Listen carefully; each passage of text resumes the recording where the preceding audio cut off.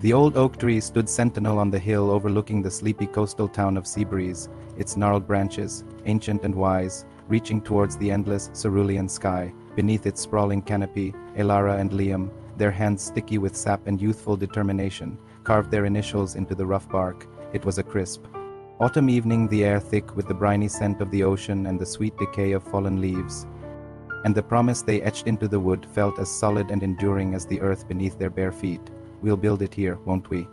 She was destined for academia, her mind a labyrinth of questions and theories. She dreamed of unearthing ancient histories, of living among dusty scrolls and forgotten languages, of piecing together the puzzles of civilizations long past. She saw herself in grand libraries, surrounded by the quiet hum of knowledge, her name whispered among scholars. And I've been sketching designs for your study, a big bay window for you to read by, and I've been thinking about the books we'll fill the shelves with, she'd counter, and the quiet mornings, just us, with the sound of the waves.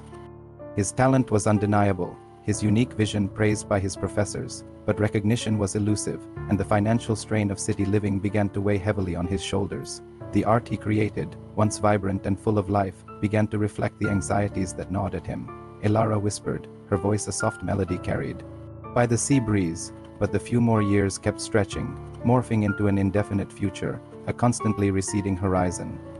He tried to follow, to adapt. He applied to art programs in London, hoping to bridge the geographical gap, but the rejections piled up, each one a fresh wound to his already fragile confidence. He couldn't shake the feeling that he was falling behind, a shadow to her rising star, his dreams shrinking while hers soared, the promise. Once a shared dream that propelled them forward began to feel less like a guiding light and more like a heavy burden. A restrictive chain tethering him to a future that seemed increasingly out of reach, a future he no longer recognized as his own. The handwritten letters, once treasured, were replaced by terse, functional texts, a quick good luck with your exam or thinking of you. The weekend train journeys became less frequent, then stopped altogether, replaced by brief, often exhausting visits during major holidays, where the joy of reunion was often overshadowed by a subtle, growing awkwardness. Elara's brilliance shone like a beacon in her academic field, drawing the attention of prestigious institutions and renowned professors. A scholarship for a year-long research program in ancient Roman history in Rome itself, then a coveted PhD position at the British Museum in London, each step a rung higher on the academic ladder she had always envisioned for herself. Her path was clear, illuminated by accolades and opportunities. He found his truest voice not in words, but in art, his hands capable of transforming raw canvas into breathtaking landscapes that captured the soul of Seabreeze. Daily calls, often lasting late into the night, were filled with the mundane details of their days, the triumphs of a challenging lecture, the frustrations of a failed experiment. Handwritten letters thick with the weight of their longing would arrive weekly, Elara's filled with intricate descriptions of her studies and philosophical musings. This is important for my career. This is building the foundation for our future. Then we'll come back to Seabreeze. To our cottage, she would repeat the mantra, more to convince herself than him.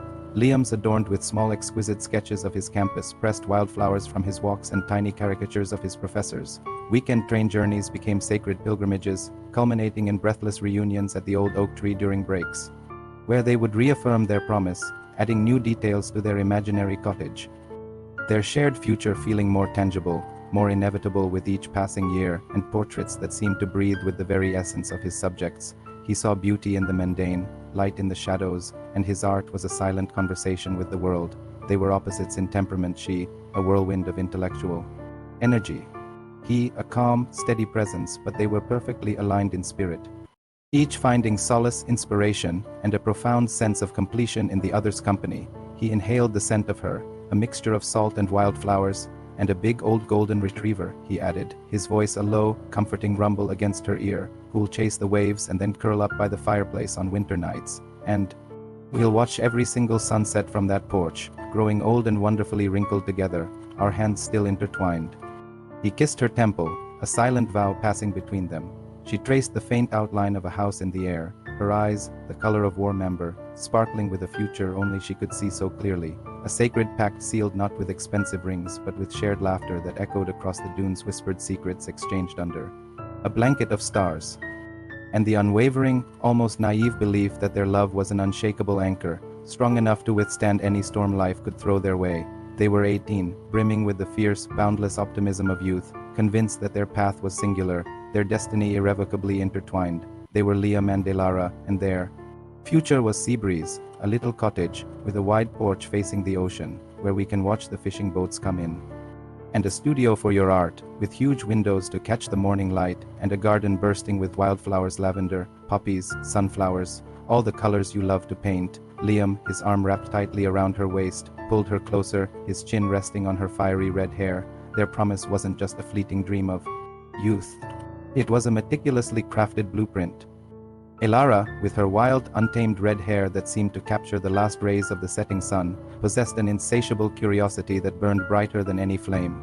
Liam, in contrast, was quiet and contemplative, his spirit as deep and mysterious as the ocean he loved. Their first few years away at university, though geographically separated by hundreds of miles, were a testament to the strength and resilience of their bond. "I found the perfect spot for the rose garden," Elara, Liam would say, his eyes sparkling as he described a sun-drenched patch near the imagined porch. Elara would listen, her heart swelling with love, her mind already furnishing the rooms, imagining the scent of his oil paints mingling with the salt air. But the world, as it often does, began its slow, relentless press. Liam, meanwhile, struggled to find his footing in the competitive, often unforgiving art world. The calls grew shorter, punctuated by hurried apologies for missed connections. "It's just for a few more years," Liam, Elara would say, her voice tinged with a weariness she tried desperately to hide, a hint of defensiveness creeping in. Liam would nod, a tight, painful knot forming in his stomach. He knew she meant it, truly, deeply. The first truly significant crack in their foundation appeared subtly, almost imperceptibly, but its impact was devastating. It was Elara's 25th birthday. Liam had meticulously planned a surprise trip back to Seabreeze for them, hoping to recreate the magic of their early days, to revisit the oak tree, to rekindle the spark that felt like it was dimming. "Professor Davies just offered me a spot on his archaeological dig in Egypt. It's a once-in-a-lifetime opportunity, Liam. The find of the decade. I leave next week." He had saved every spare penny, booked a tiny cottage near the beach, and even bought a small antique compass, a symbol of their shared direction.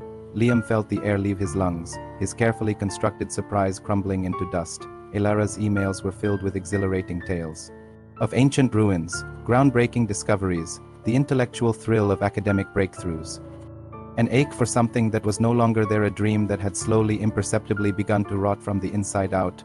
Elara's voice, trembling with a mixture of exhilaration and profound trepidation, told him she had been offered a permanent professorship at a prestigious university in the United States. Years, maybe. Maybe forever. It's a tenure-track position. It means settling down here. It was everything she had worked for, the pinnacle of her academic dreams, the culmination of years of relentless effort and sacrifice. He closed his eyes, picturing the house they'd designed, room by room, the garden they'd planned, flower by flower, the wrinkles they'd promised to share, line by line. He could hear her breathing. Shallow and quick, the faint rustle of papers on her desk, the distant hum of city traffic. He wondered if she was waiting for him to fight, to plead, to remind her of the promise they had made, the initials carved into the oak, but he couldn't. He was too tired, too broken, too acutely aware that the person who could have followed her, who could have built a life anywhere with her, who could have adapted and thrived, his art beautiful and technically proficient, but lacking the raw, passionate edge it once possessed, had slowly withered away under the crushing weight of his own unfulfilled dreams and the relentless feeling of being left behind. It was a beautiful, painful mirage, shimmering just beyond his grasp, then dissolving into thin air. He stopped mentioning it. So did she. It wasn't a conscious decision, no dramatic declaration of surrender. Just a slow, quiet, agonizing erosion. That's wonderful news. The vow wasn't broken in a dramatic fight, but eroded by the relentless tides of time, the powerful currents of individual ambition. She lived in a beautiful, minimalist apartment in a bustling, vibrant city, surrounded by colleagues who admired her intellect, students who adored her passion. She had achieved everything she had ever dreamed of, every academic milestone, every professional accolade. And yet, sometimes, late at night, when the city lights shimmered outside her window like a million scattered stars, a profound, aching loneliness would settle over her. She'd look out at the sprawling urban landscape, and instead of the vibrant energy, she'd see the dark, quiet expanse of the ocean from Seabreeze and the Phantom. Outline of a cottage that never was, its porch empty, its garden overgrown. She'd remember Liam's quiet laugh, the warmth of his hand in hers, the fierce, unwavering belief they once shared in a future that now felt like a cruel joke. The success, hard-won and glorious, felt hollow without him to share it with, without the grounding, comforting presence of the life they had promised each other under the old oak tree. And the cruel, undeniable reality that sometimes two people, no matter how deeply they love, are simply pulled in different, irreconcilable directions. He didn't cry. The tears had run dry years ago, replaced by a dull, persistent ache in his chest, a constant pressure that never truly subsided. The silence about their future was louder than any argument could have been. She spoke of new friends, brilliant colleagues, and the intoxicating energy of a life dedicated to knowledge. Liam's replies were short, increasingly devoid of the artistic passion that once defined him. He started working odd jobs, waiting tables, delivering groceries, anything to pay the rent and keep a roof over his head. His brushes gathered dust in a corner, his easel stood empty, a silent testament to his dwindling inspiration.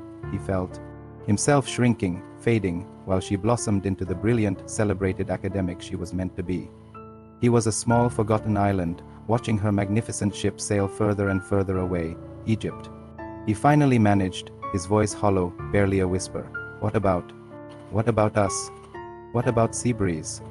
My surprise? He called her, bubbling with excitement, barely able to contain his joy. Liam, I can't, she said, her voice strained, almost breathless, over the crackling international line. He hung up the phone, the carefully wrapped train tickets to Seabreeze feeling like ash in his hands, the small compass suddenly heavy and meaningless. That night, he didn't go to the oak tree. He didn't carve another mark. He just sat in his small, dusty studio apartment, staring at a blank canvas, the vibrant colors of his imagination. Replaced by a monochrome despair, the sea outside his window, usually a source of comfort, now sounded like a mocking roar. The silence that followed was deafening, stretching across continents, across oceans, across the chasm that was slowly forming between them. This is for us, Liam. She insisted, a hint of desperate frustration creeping into her tone, as if trying to convince herself as much as him. This is building the future we talked about. This is what will allow us to have that life. It's just a different path to get there, a longer one. But it wasn't. It was her path, and he was being left behind, standing still while she soared. The distance between them grew, not just in miles, but in understanding, in shared experience, in the very fabric of their daily lives. The promise of the cottage, the big old dog, the sunsets from the porch, it became a painful phantom. Lim, then came the call that sealed its fate, the final nail in the coffin of their shared dream. It's a long-term commitment, Liam, she said, her voice barely a whisper, as if afraid to give voice to the unspoken truth. He knew what she was saying. The cottage, the life in Seabreeze, the promise under the oak tree, it was all gone, definitively, irrevocably. Congratulations, Elara, he said, his voice flat, devoid of emotion. A hollow echo in the vast emptiness that had suddenly opened up inside him. There was a long, heavy pause, thick with unspoken words, with years of longing and regret. I'll miss you, Liam, she finally said, her voice thick with unshed tears, a raw vulnerability he hadn't heard in years. You too, Elara, he replied, and then, with a heavy heart, he hung up. Years turned into a decade. Elara thrived. She became a celebrated historian, her books bestsellers, her lectures standing room only, her name synonymous with groundbreaking research. Liam, meanwhile, never left Seabreeze. He eventually found a quiet rhythm as a local artist, painting commissioned landscapes for tourists. The vibrant colors of his early work were replaced by muted tones, reflecting the quiet resignation that had settled over his soul. He lived in a small, tidy apartment above a quiet bookstore, a solitary existence punctuated by the rhythm of the tides and the familiar faces of the town. He never married, never had children. Every few months, like a ritual, he'd walk up to the old oak tree, its initials still visible, though weathered, faded, almost swallowed by the growing bark. He'd trace them with his finger, remembering the boy and girl who had carved them, so full of hope, so certain of their future. He'd remember the promise and the crushing weight of knowing that he had stayed, rooted in the place they had chosen. There was no anger, no blame, no accusations, just a profound, shared sadness that settled around them like a shroud. But the promise itself had died anyway, leaving him alone with its ghost. She didn't need an excuse. Some things never do. The silence between them was no longer awkward, but heavy with shared history, with the weight of all the years that had passed, all the lives they had built separately. They spoke of trivial things, of the weather, of the local news, meticulously avoiding the elephant in the room, the promise, the cottage, the life they were supposed to have. It was a dance of avoidance, a silent agreement to skirt the edges of their deepest pain. We were so sure, weren't we? She whispered, her voice cracking, tears welling in her eyes.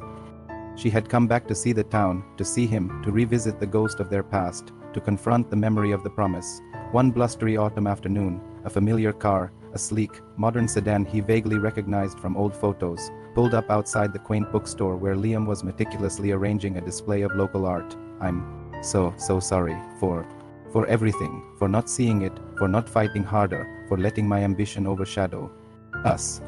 He looked up, his hand pausing mid-air and his breath hitched in his throat. Elara, it didn't break in a single moment. It just withered, bit by bit, a missed call here, a cancelled visit there, a dream pursued alone. She looked back at Liam, standing alone beneath the ancient oak tree, a solitary figure silhouetted against the fading light, a testament to the bittersweet truth that sometimes the deepest loves aren't lost to anger or betrayal, but to the quiet, relentless march of life, leaving behind only the poignant, enduring memory of where our promise died. He was still there, in Seabreeze, by the ocean, rooted to the land they had once dreamed of sharing, but the cottage, the big old dog, the shared wrinkles, the sunsets from the porch, they were just ghosts of a future that had never arrived, shimmering in the twilight, forever out of reach. Until there was nothing left but the echo of what it once was, a hollow space where our future should have been.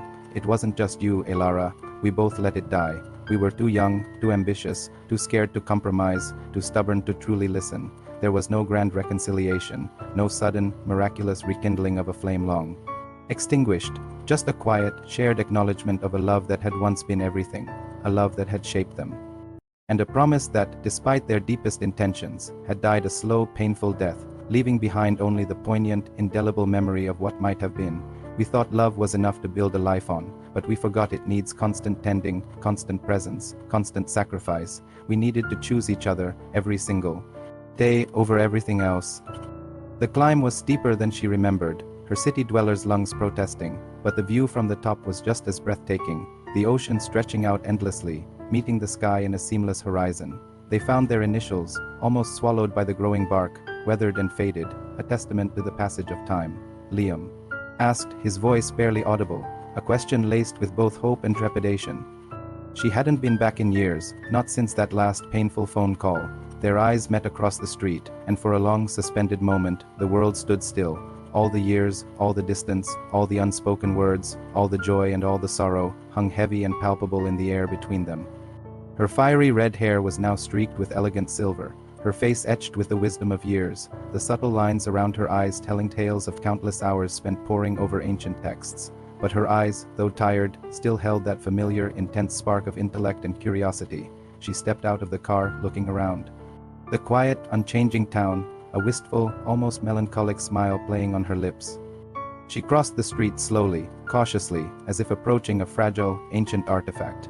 Liam, she said, her voice softer, more vulnerable than he remembered, a faint tremor betraying her composure. Elara, he replied, his own voice raspy, thick with emotions he hadn't allowed himself to feel in years. They stood there, awkward. Two strangers who once knew each other's souls with an intimacy few ever experienced.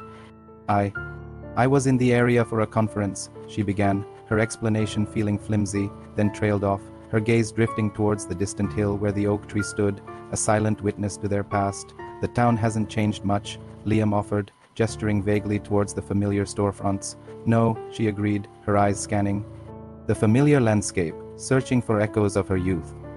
They walked, side by side, through the familiar streets, past the old lighthouse, the weathered fishing boats, the small bustling market.